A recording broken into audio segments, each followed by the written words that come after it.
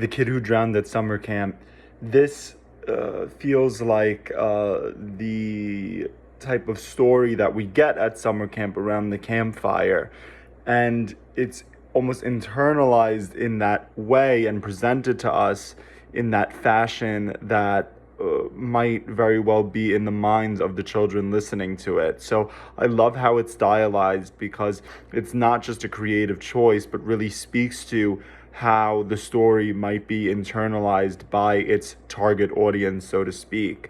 And it also gives this whimsical sense to it so that when the darker elements do come into play, they feel all the more shocking. Really well done. During the summer camp. So I loved how the creator handled the portrayal of the inner mental turmoil in this animation through sound design and then through just certain aspects of the animation that we saw, that really crippling sound design that kind of takes you off guard, to kind of symbolize this is what's going on in his head. It's a very clear message. And she was getting across the struggle this character had to face. And I buy it and I read into it and I see it clearly. Wow, this was really, really, really amazing, and I wish I will make something as unique and interesting and cool as you guys did. I really loved The Kid Who Drowned at Summer Camp.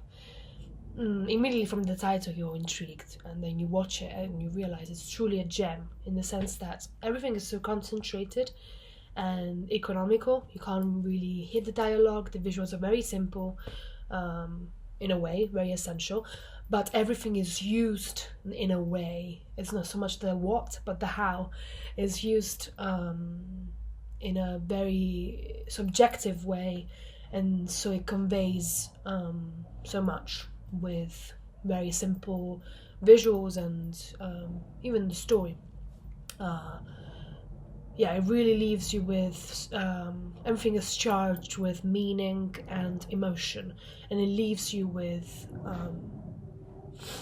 a very eerie and dark sensation inside. So yeah, really impressive, and I'm a bit jealous.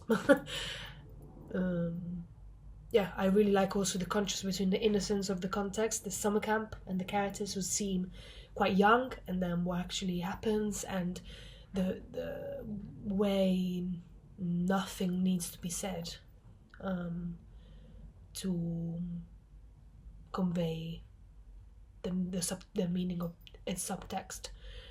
So yeah, really congrats. I really like the Kitty John Summer Camp. I like the animation style. I have never seen because it reminds me of film history in the old days with one with the film, but also just like aspect ratio and the style, like the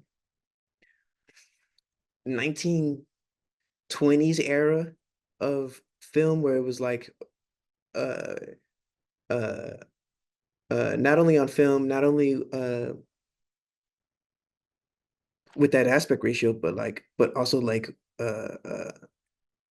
not too much camera movement, like I don't know how to describe it, but it was I've never seen animation and that era of filmmaking, the metaphorical intercutting, the intercutting with the titles, like I've never seen those two combined together, and I thought it really worked really well together in a way, and I would have never even thought to put that together, and I thought it worked well here. I thought the choices about this audio as far as like to like Peanuts the voices, I thought that was really cool. I thought I don't know, I thought it was just a really cool, unique, different way to tell the story in a way that like still stayed true to the story where it wasn't different for the sake of different, but like different in a way that served the story. So overall, really well done. Great job.